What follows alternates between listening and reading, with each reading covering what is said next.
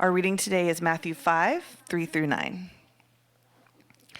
Blessed are the poor in spirit, for theirs is the kingdom of heaven. Blessed are those who mourn, for they shall be comforted. Blessed are the meek, for they shall inherit the earth. Blessed are those who hunger and thirst for righteousness, for they shall be satisfied. Blessed are the merciful, for they shall receive mercy. Blessed are the pure in heart, for they shall see God. Blessed are the peacemakers, for they shall be called sons of God. This is God's word. You may be seated.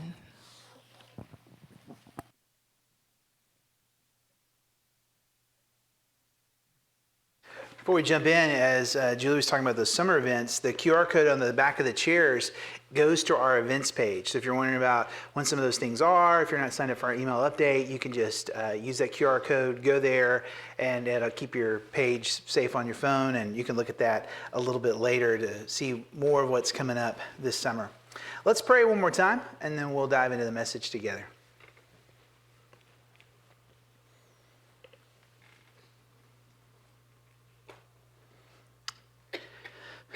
Our Father in heaven, we come before your word now.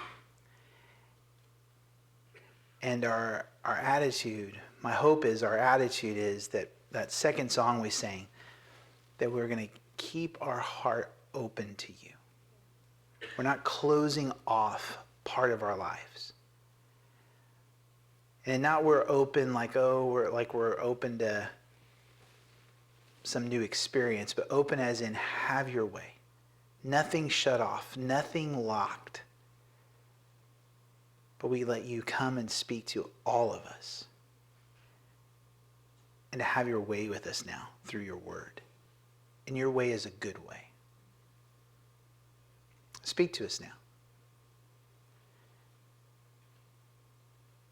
We open our Bibles. Will you open our ears and our hearts to help hear, believe, and obey. We pray this in Jesus' name. Amen. When you think of peace, a lot of different things might come to mind. Maybe a very picturesque, peaceful scene, whatever that would be, mountains or rivers or brooks or beaches or whatever, and it's quiet and no one's talking, your phone is not ringing, there's no notifications, it's just this calm atmosphere, it's just, we're at peace. Or maybe you think of peace, you think of the peace sign, and all the things that go with that, from the hippie days of, from John Lennon's "Give Peace a Chance" to the peace sign with your fingers and which has just become whatever now. This peace sign is the British Nuclear Disarmament Movement logo, but now it's universally seen as the peace sign. And there have been throughout the years, throughout history, other peace signs, doves, olive branches, all kinds of things. But no matter what we think about peace seems elusive. No matter how our education system gets better, we can't educate people enough to where we have a peaceful existence with each other and on our planet. No matter what kind of technological advances we seem to find, we don't seem to be headed toward peace. We seem to find more ways to hurt each other and to bring about the opposite of peace. We're at a time where we lack internal peace. Right now, history tells us, and sociologists tell us, and all the different people that do all this kind of work say that we are the most anxious as a people in recorded history. That children today suffer from the same levels of anxiety that psychiatric patients did in the 1950s. Peace just seems to be elusive. Our country lacks peace. Right now, people are calling us the divided states of America. More divided a nation, especially as we're here in this election year. It's just all coming out. We have movies like that recent movie that came out, Civil War. I haven't seen that, but kind of showing how divided we are. We lack global peace, political peace, economic peace, religious peace, racial peace, social peace, family peace, and personal peace. But the good news is that the Scripture tells the God of Scripture and describes him as the God of peace. He's literally described that way in several different passages. Jesus is described as the Prince of Peace. There are over 400 times in the Bible where peace is either described as God's nature or coming from God. The Bible opens and it has peace. All is well. The Bible closes with peace, and in the middle tells the story of how God seeks to restore peace and bring peace to people. And in the middle of it, as we're walking through Jesus' descriptions of what the good life is like, of what someone who's really, truly happy in his world looks like, that's kind of countercultural or kind of, very almost a rebel's guide is the term we've been using in terms of how this world says happiness is. In the middle of his statements, which aren't different kinds of people. Remember the Beatitudes that Julie just read, they're not different kinds of people. They are characteristics of someone that's at home in the kingdom of God. And today we see one of those characteristics is easy just to gloss over. It sounds like a nice religious platitude, and it can be easily misunderstood. Where he says, "Blessed are the peacemakers, for they shall be called sons of God." Now, the people listening to Jesus say the Beatitudes, and later his whole Sermon on the Mount, and all the teaching he does that's recorded for us in the 4 Gospels, they're not just hearing that and going, like sometimes we do in church. I remember when I started going to church, I didn't grow up going to church. I started going, and there were people that said amen, and it was a Baptist church, so there was one guy on the front row that would have his hand raised for questions during the singing. I never understood that till later I went to other churches. It's like, oh, okay, that's what that is. I was just like, why doesn't anyone ever answer that guy's question? And why is it always during the music? I just didn't get it. But there was also the idea of, I started asking my cousin who took me to church, like, what's up with the mooing? What do you mean? He goes, the pastor says something, people go, it's like whatever, I didn't get all that. But Jesus, when he says this, is not just looking for people to go, Jesus is talking to a diverse group of people who are looking for peace in their time. And they have different ways of looking at what peace would be. You've got the zealots who think, well, peace will be kill all the Romans. You've got, the religious leaders thinking peace will be the restorance of God's law as the law of the land. But no matter what, all of them probably thought peace was going to come through a leader, most likely a political and military leader.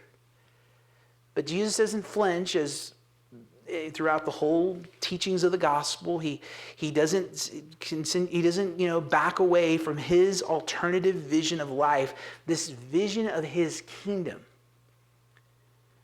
And he says, in my kingdom, those who are really well off, those who are happy. Remember, the word blessed is translated from the Greek word makarios. We see this every week.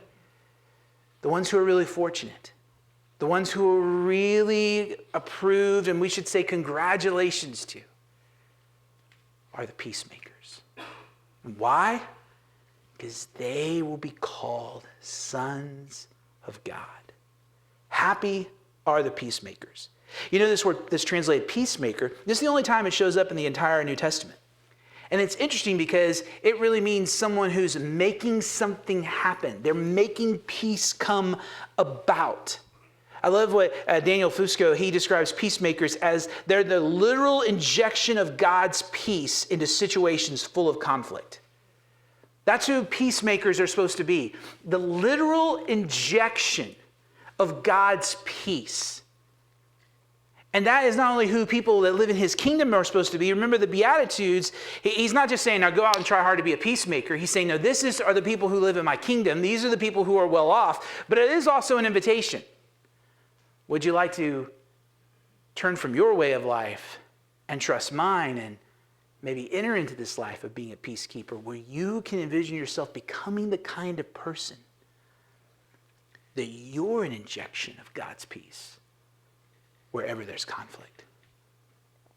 And then you think, I don't have that kind of temperament. I'm kind of a tell it like it is, get in there, mix it up. I like to rumble. I like to fight. I'm the guy that likes to wrestle with the pig. I'm the pig. I like it, and you're just going to get dirty. Maybe so. But I see, and having an aggressive temperament doesn't preclude you from being a peacemaker. Peacemakers aren't just docile, peaceful people. Peacemakers aren't passive. Peacemakers are making something happen. They're working towards something. Well, I'm just, just this person is all like, peace, like a peace lover. Well, it's good to love peace. That's probably still too passive. Well, what are we talking about? Well, usually when you talk about peace, there's kind of two competing visions, if I could really simplify it. And it's not to be simplified. There's a lot of nuance in it. But let's simplify it this morning for our time.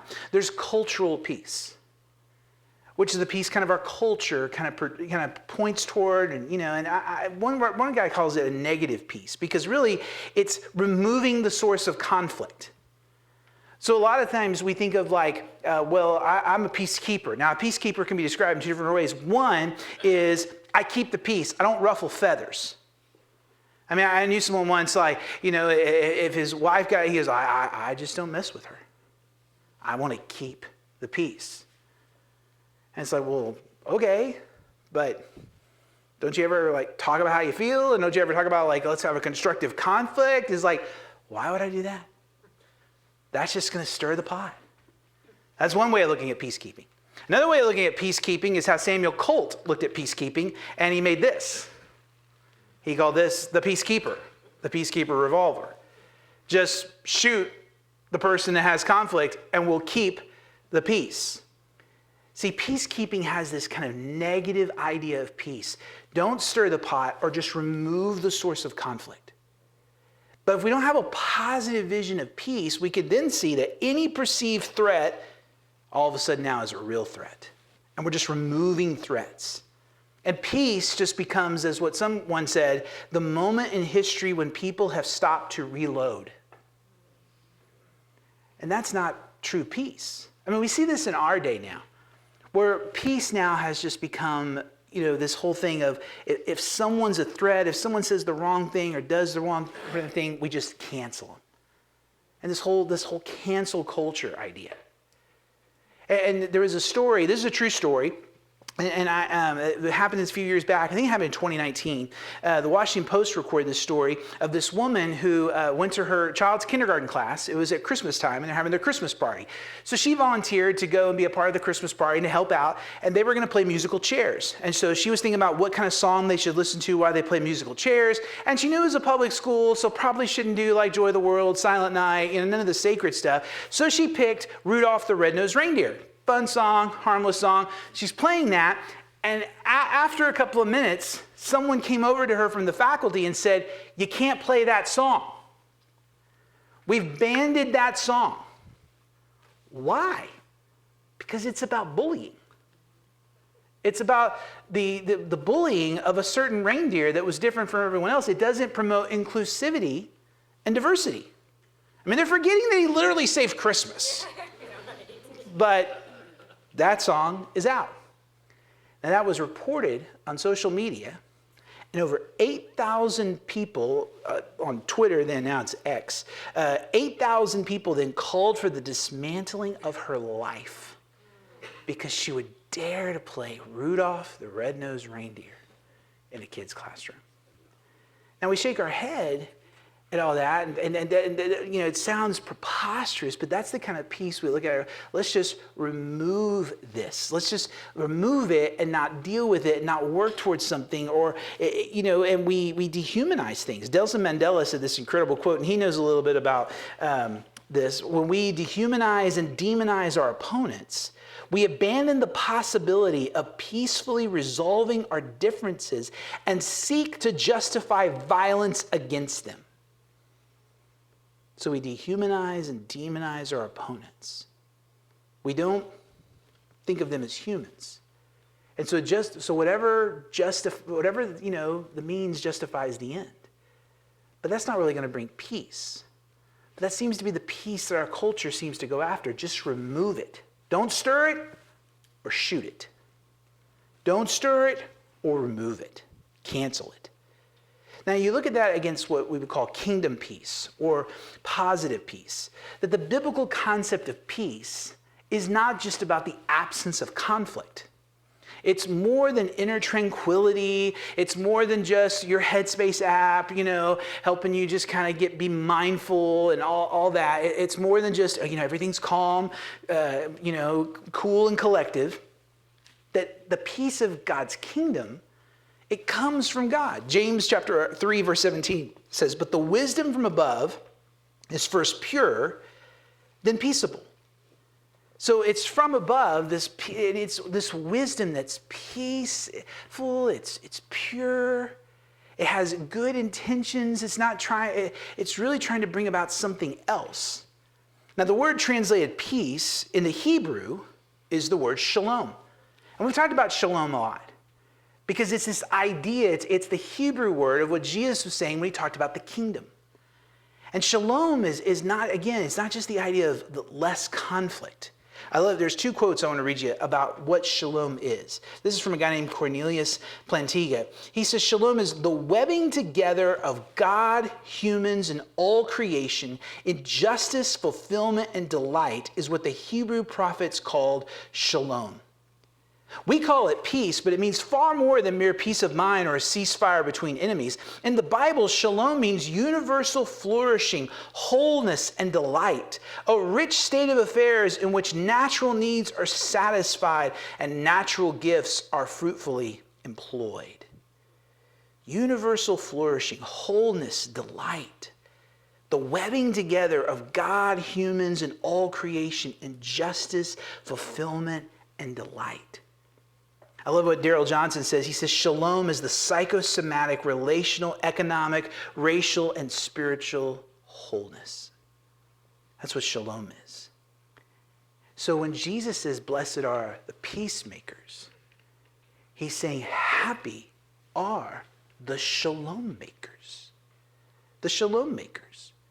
This is very much connected to what we talked about when we talked about righteousness a couple of weeks ago. But it's this idea that kingdom peace is holistic. You see this in so many different people in church history. William Wilberforce in the 1800s. What did he do? He saw there wasn't flourishing. So what did he do? He started to work to abolish the African slave trade because there wasn't human flourishing there. Mother Teresa in her work with the poor with Calcutta. What was she doing there? She was bringing shalom to people that had nothing and telling them of the love of God and the love of Jesus. We told a story last week about Corrie ten Boom and helping the Jews escape from the Nazis. Well, what is that? That's shalom making. Martin Luther King Jr. talking more than just about equal rights when he talked about his vision of being the beloved community, which, if you'll read his quotes and his writings, he based on the teachings of Jesus and the call to love one another and love our neighbor, Jesus' vision of agape love. Even Billy Graham, the very famous evangelist, his idea was to bring shalom to the masses by telling everyone the good news of how they could have peace with God. All these things, from helping, abolish the slave trade, serving the poor, speaking to civil rights, spreading the good news of Jesus, all of that is shalom making. That's what peacemakers do. And those are all kind of famous people in church history, but it all comes down to you and me, right where we live, work, and play, being people that say, yes, I'll accept the invitation to be a peacemaker. That wherever I want to bring God's flourishing, God's life, God's way, wherever I live, work, and play. So if there's conflict and disharmony in my home, I want to seek to bring God's flourishing there. If there's that in my marriage, I want to seek to bring God's flourishing there. If there's that in my workplace, I want to seek to bring God's flourishing there. I want to be a shalom maker. If I'm someone who's completely sold out to Jesus' vision. Because Jesus' vision is where it's centered around him, and then we live out the things he called us to do. Notice that it says in the verse that peacemakers are called sons of God. Now, some of you, ladies, you have to remember that Unfortunately, sons were seen as the main heir to a family's wealth and fortune, and it's a male imagery. But that's okay, guys. You don't freak out when we call the church the bride of Christ, because it's like, do I have to wear a wedding dress? No, it's a metaphor. Okay. So is he saying we all should be sons of God? No, it's a metaphor of his children, his heirs. That when we are peacemakers, we are reflecting his image. We are reflecting God's heart to bring that flourishing wherever our foot lands.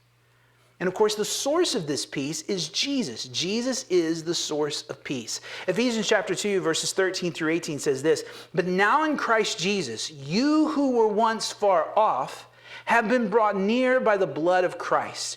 For he himself is our peace, who has made us both one and has broken down in his flesh the dividing wall of hostility." Who's going to bring peace to the world? When we say we want to be blessed are the peacemakers, and we're called to be these peacemakers, these Shalom-Makers, what does that mean? We get a vision of Jesus, who through his blood brought us all who are far off close to God, and who tears down the dividing wall of hostility. Between who? Everyone. What's the answer to all the conflict and wars and tensions? You name it. The lordship of Jesus. Brought to bear and worked out in every situation. Because he breaks down the walls. By abolishing the law of commandments expressed in ordinances, that he might create in himself one new man in place of the two, so making peace. Now here he's talking about the difference between Jewish people and Gentiles, and how he's bringing this now into one race, one new man, a new humanity, where they're all reconciled to God. Verse 16, "And might reconcile us both to God in one body through the cross, thereby killing the hostility. And he came and preached peace to you who were far off, and peace to those who were near." The far off are the Gentiles, the near are the Hebrews. He's coming and saying, "Shalom." No, we're bringing wholeness, bringing you together in a new humanity, together to God. And it ends with, "For through him, we both have access in one spirit to the Father." The reason why there's no peace in the world is because sin has made us far off from God. We now have disharmony. We have a lack of shalom.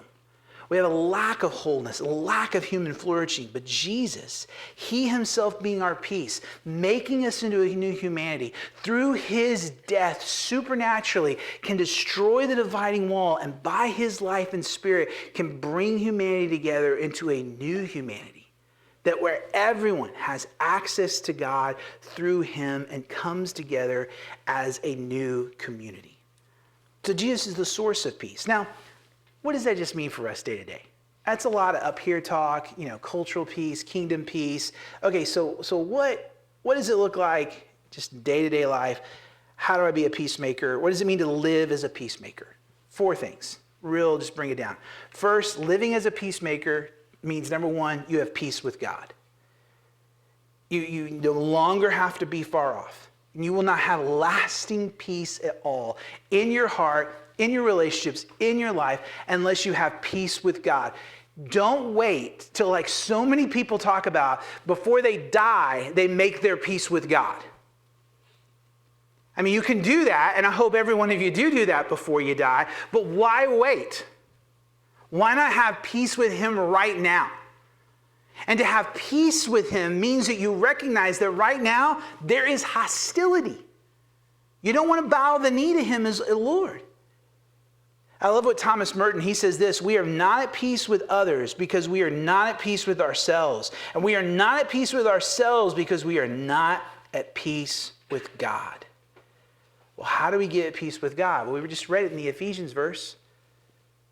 The blood of Jesus, who, because he died in our place as a sacrifice for our sin, when we recognize that he has paid for our sin, that he is the one who makes us at peace with God the Father, we surrender our lives to him.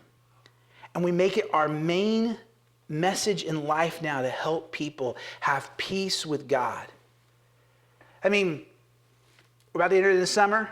I don't know what your summer plans are. I don't know, as school's winding down or what you're thinking. You think the heat's coming. Like, is this what hurricane season's going to look like the last week with all the rain? All that. And just like, what kind of summer are we about to face? Well, maybe it could be a summer of peace. And it starts with you doing something no one saw coming. You had got peace with God by surrendering your life to Jesus today. Number 2, living as a peacemaker means that you have the peace of Christ. The peace of Christ ruling your heart. Because what does it mean when you have peace with God, and now I'm going to live as this peacemaker? Does that mean I just walk around kind of floating, and I just am never aggressive, I'm just docile? No, again, we're peacemakers. We're making something happen here. But it does mean we act a certain different way. We're going to read a lengthy passage, and I want to show you how the peace of Christ is the key here. Now look at this from Colossians chapter 3, starting verse 8.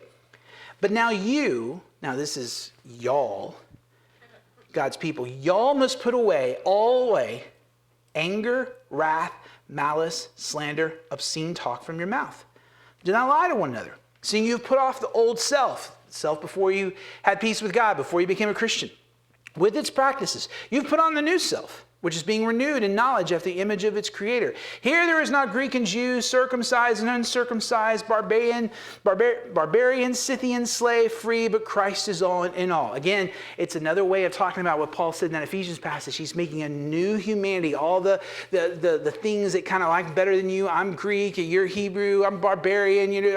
All that's just gone. Now it's just Jesus. Jesus has restored us to the image of humanity we should put off all these practices, and we should put on these practices. Put on then as God's chosen people, holy and beloved, compassionate hearts, kindness, humility, meekness, and patience, bearing with one another, and if one has a complaint against another, forgiving each other, as the Lord has forgiven you, so you also must forgive. And above all these, put on love, which binds everything together in perfect harmony.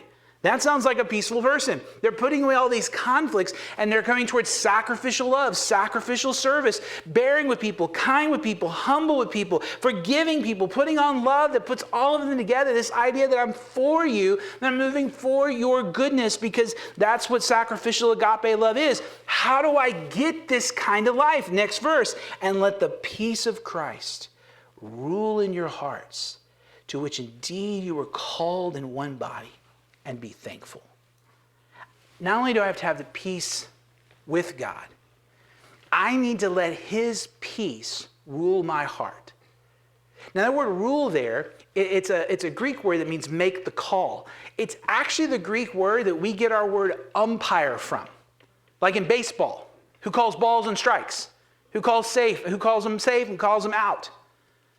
And what this verse is saying here is, the peace that Jesus has purchased for you in his kingdom, and that's peace of Christ. Remember, Christ is not Jesus' last name. You could say the peace of Messiah, the peace of the King. They all mean the same thing.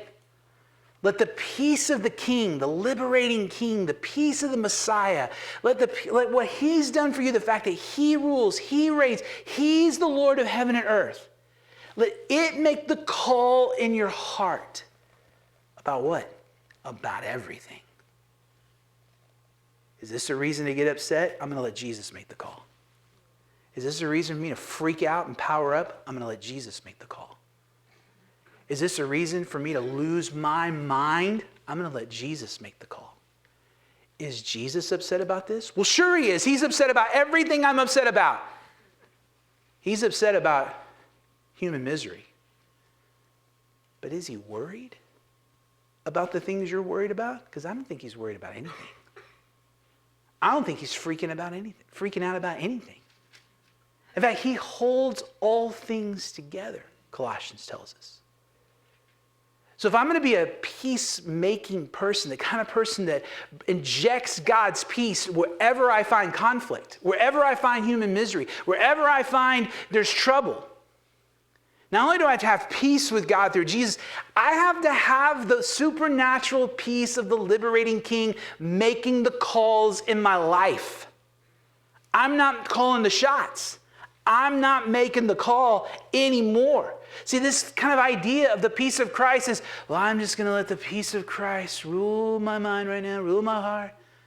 And it's like some weird mindfulness kind of mumbo jumbo. No, this is surrender, friends.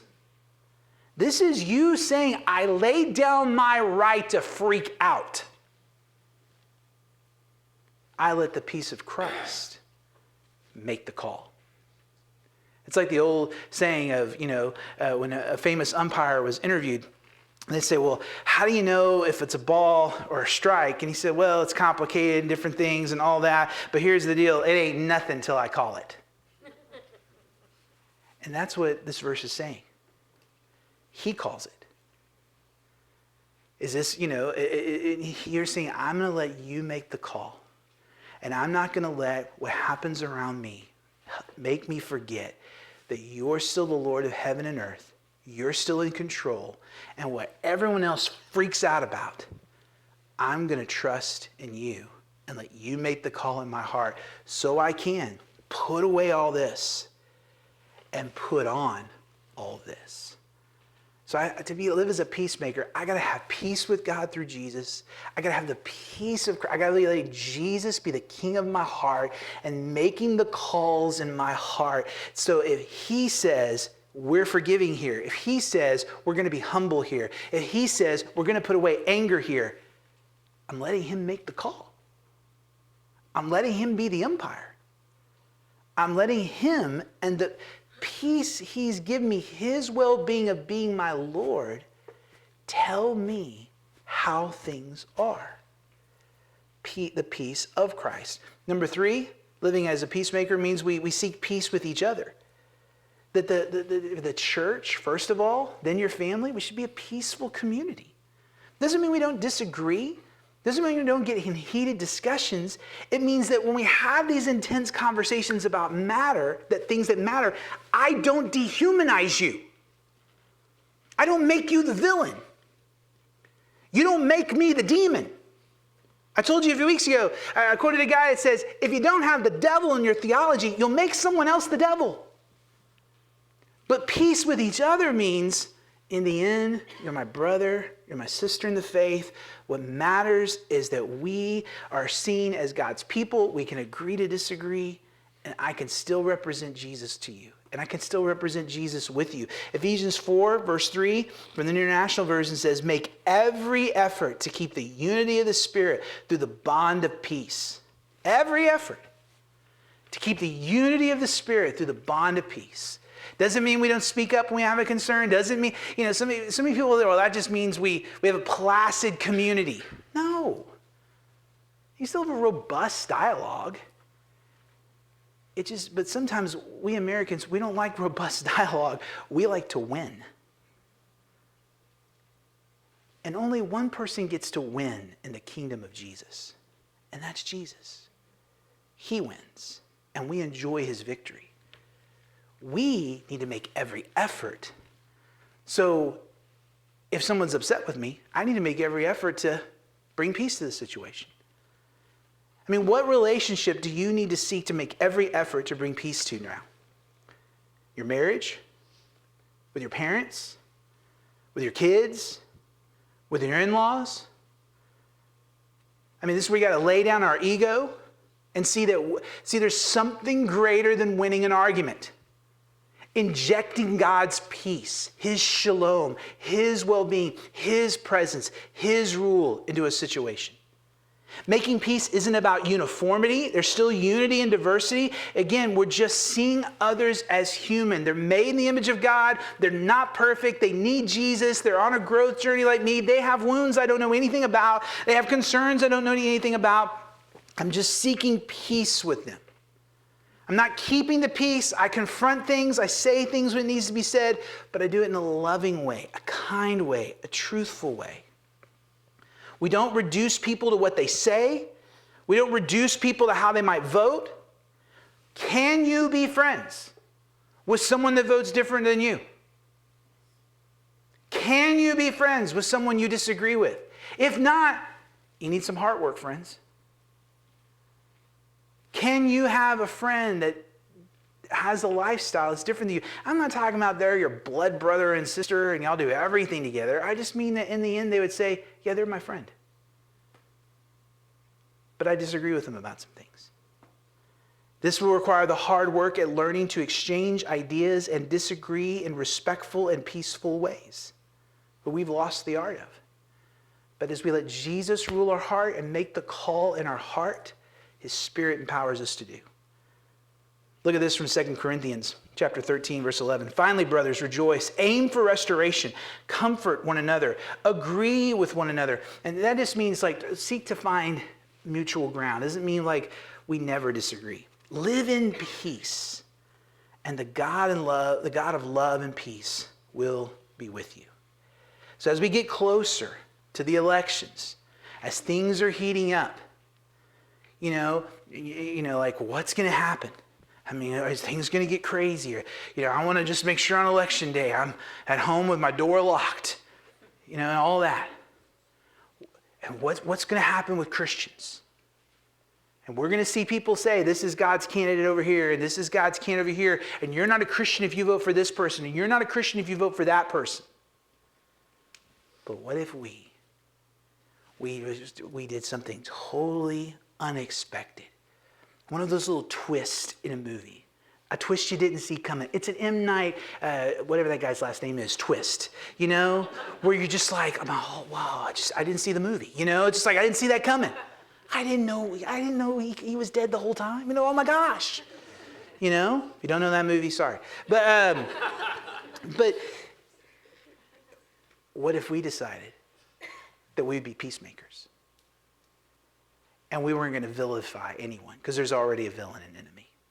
We can have concerns. We can disagree. We can say, I think they're wrong, but they're my brother in Jesus. I think they're wrong, but she's my sister in Christ. I don't agree with that situation. And I think, and there's a time to move aggressively towards situations, obviously, if people are in danger and all that. But I'm talking about the main and plain of just how we interact with people this year. What if the rest of this year, we made it a point to be peacemakers? Peacemakers, especially as the church. Then when people came in here, they're like, I can't tell which way this church sways. They shouldn't be able to tell. Why? Because we're peacemakers. Not peacekeepers. We'll talk about important things. The things of the scriptures, and we'll talk about hard issues. But we're going to live in peace. We're going to live in peace and see each other as brothers and sisters in Christ as his peace calls the shots in our heart. Last point, number 4, living as peacemakers means we bring peace where we live, work, and play. Peace where we live, work, and play. And the armor of God description that Christians are supposed to wear, like this idea of facing spiritual conflict, and there's a spiritual armor we face. The Apostle Paul has this interesting phrase in Ephesians chapter 5, verse 15, where he says, and as shoes for your feet, having put on the readiness given by the gospel of peace. That we're ready to bring the good news of God's shalom wherever we live, work, and play, wherever we're going. We bring the gospel of Christ wherever we go. Peacemaking then becomes the sign of it's a sign of the kingdom. Well, how do we do that? Well, wherever we're walking, wherever we're living, wherever we're working, wherever we're playing, is there a situation that could use the flourishing of Jesus? I should interject that. How? I can pray. I can say, how can I help? I can say, can I be of service? I can step in where I know there's trouble, and I could just come bring life and light. I can bring love. I can pray for them right then and there. I can tell them how to be right with God through Jesus. How I post on social media. That I'm seeking to inject God's peace wherever I live, work, and play. I'm not the parent at the ball game that's just screaming at these volunteer officials. I mean, my kids went to a Christian school. And they played all sports, volleyball and basketball. And these guys come in, they pay them a little money. It's a part-time job. It's not what they do full-time. They come in for a little extra cash, a little extra spending money. And they are not NBA callers or professional volleyball callers. And they can't see everything and they miss it. And I'm just amazed and surprised how these Christian parents just yell, like, open your eyes. What are you dumb? Are you blind? You're an idiot. And their faces just look so angry and mean and everything. And then when the game's over, man, let's just stop, let's just stop and pray. Thank the Lord for healthy competition. That guy just called him a son of a, what are you talking about? And see, wherever our foot falls, the gospel of peace. I mean, what if you made it a practice, just a ritual? Every time you put on your shoes, Lord, wherever I am, may I inject your peace today. You go to a restaurant, everybody's complaining. Everything doesn't seem to be working. What if you weren't the one person that complained? I like to get my money's worth. You know what's even better than that? Peacemaking. Because Jesus says, those are the ones who are really happy. How happy are you by getting your money's worth? That really fill your soul with a sense of shalom? By getting that waitress right, or that clerk right, or that person right? No, it didn't. Being right is just something we think will make us feel powerful. You want real power? Inject God's peace where you live, work, and play. Wherever your foot falls, you're ready with the gospel of peace. See, I can't control the outcomes of everything around me, but I can control my actions. I can put on these shoes. I can say, Jesus, you're going to make the call on what upsets me, on what I'm supposed to speak to, what I'm supposed to keep my mouth shut to. Your peace, you're the king. It's the umpire. I'm going to seek to be at peace with the people around me and aim for restoration where there's conflict. I'm going to seek to be that kind of person. And then where I live, work, and play, I'm going to seek to be this person, this peacemaker. Because Jesus says these are the people that are really happy. Because these people, they'll be called sons of God.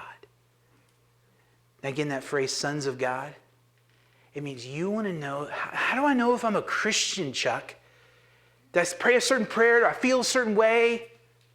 Well, it is by faith, not by a feeling, but you might feel something. But here's one way you might really sense, like, has Jesus made peace with God? Peace between you and God. Do you have a sense that you want to bring peace to situations? Because when you live as a peacemaker, you're reflecting his nature. When you tell someone about Jesus and how they can have a relationship with him, you're being a peacemaker. When you see a conflict in a situation of where humans are hurting, wherever that is, and you step in to bring reconciliation, you step in with humility, you step in with generosity, you step in with service, you step in with kindness, because that's the way of Jesus. And if Jesus was here, and if he was living your life, and if Jesus ruled the world, that's what he'd do in that moment. You're bearing his image. You're living as his child. It's not just like, oh, I feel like I'm his child. I mean, that can be helpful. I think the Holy Spirit gives us that. But peacemakers, man, they're living it out. They're bringing the shalom. So my call to you, and my call to all of us, my call to myself is, this summer, put your gospel shoes on, your gospel of peace shoes. Let his peace calls the shots. Not any news network. Not anyone else. Not even the people in your home. They don't call the shots on what's my heart. Jesus calls the shots. And how I act, react, speak, don't speak, too. May I seek to be peaceful, have reconciled, peaceful relationships with all the people in my life and in the church. And wherever I live, work, and play, wherever my foot falls, may I seek to inject God's peace there. Through whatever personality you have.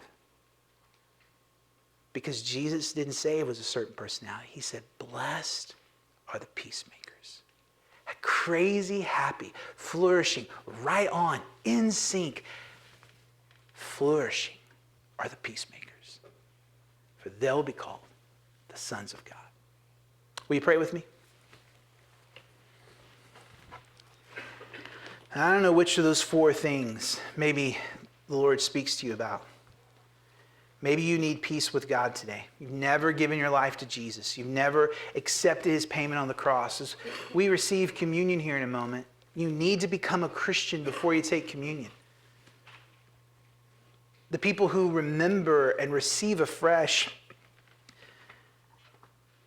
the idea that Jesus' blood and body has paid for our sins are people who have entrusted themselves to him. They've surrendered to him. If you've never done that before, there's a prayer on the screen. You can have peace with God right here, right now. No matter what you've done or where you've been or who you are. Is the peace of Christ ruling your heart? Is the peace of King Jesus making the calls in your heart these days? Or is your social media feed? Is your mother-in-law? Is your coworker? Are your parents? Are your fears? What's ruling your heart and bringing out your reactions toward people? Why don't you just stop right now and just say, Jesus, I want you to rule my heart. I really want you to make the calls. That when I'm upset about something that you're not upset about, I want to give that to you. You're not worried. You're the Lord of the earth. Help me to remember this is about your kingdom, not mine. Your kingdom, not my homes. Your kingdom, not my job.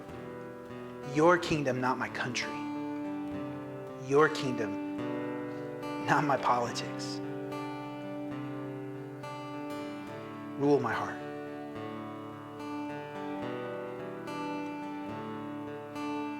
You need to pray about somebody you need to have a peaceful conversation with. You need to go reconcile with them. Do you need to go apologize to someone?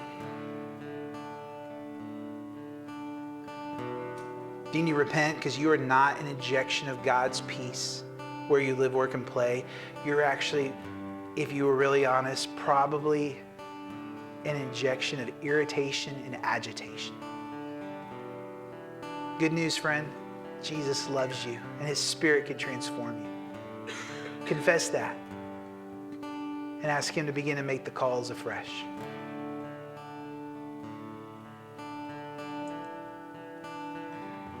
Father, I thank you for the peace you've given us through Jesus. That you're not angry with people who have surrendered to Jesus. We have peace with you.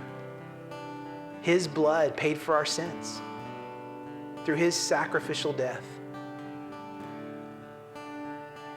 I'm thankful that right in here and right now, whatever situation we find ourselves in, as we cast our cares upon you, as we let you rule our hearts, your supernatural peace can fill us and govern us. It's a fruit of your Spirit. Lord, help us be a church that's a peaceful community. And we can disagree about all kinds of stuff. We're not a uniformed, cloned people.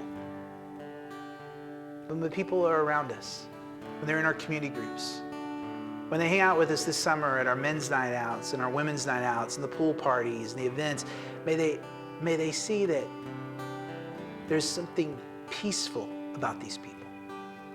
And that would be your Spirit and a surrendering to your kingdom.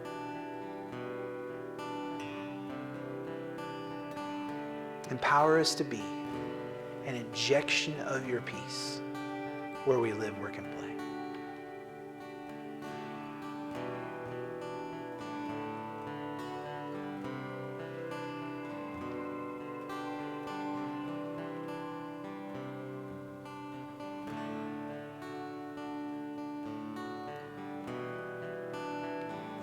We're going to receive communion together. If you haven't picked up the elements, they're at the back of the room and the tables. If you didn't get those coming in, you can slip out real quick and grab those. If you have them, go ahead and open them. Open the cracker first. Hold that to the side. We'll take these elements together.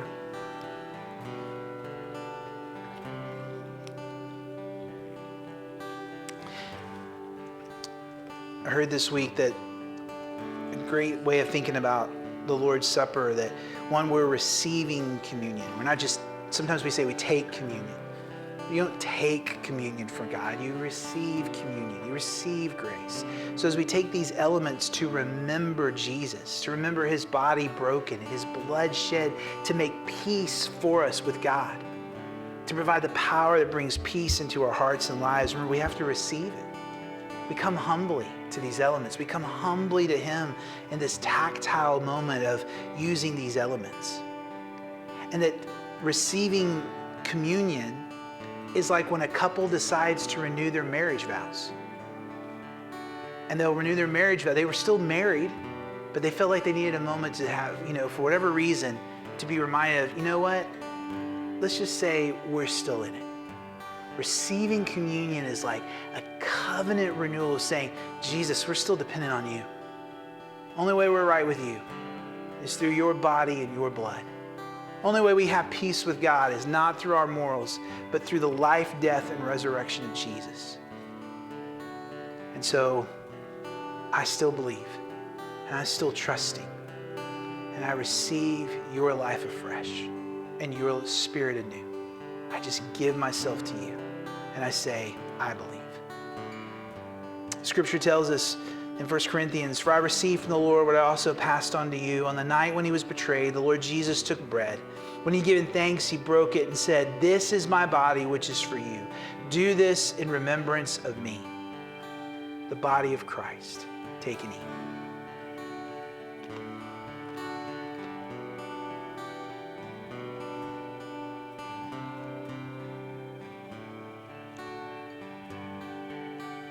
In the same way also he took the cup after supper and said, this cup is the new covenant in my blood. Do this as often as you drink it in remembrance of me. The cup of Christ. Take and drink. For as often as you eat this bread and drink the cup, you proclaim the Lord's death until he comes. So church, we have proclaimed something together. Would you say this with me, what we've proclaimed? Christ has died. Christ is risen. Christ will come again. Would you stand with us as we sing this song in response? Our ushers are going to come with our offering baskets. You can drop that Connect card in there if you're new, or worship through giving. And I'll come back up in just a second and close our service.